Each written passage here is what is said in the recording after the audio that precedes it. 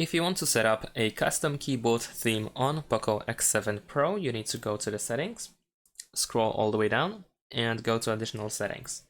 Then go to languages and input, and then go to manage keyboards, and then choose Gboard.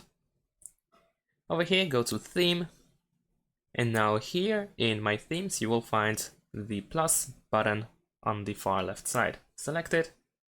Now you can choose a photo that will be used as a background for the keyboard theme. So let's say I'm gonna choose this photo over here.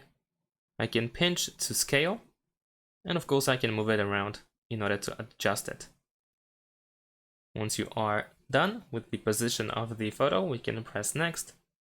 Then we can adjust the brightness of the photo in the background, and then press done. Now we can also set the name of the theme, so you can press this pen. Sorry, not the name. We can still edit, go back to editing, my bad.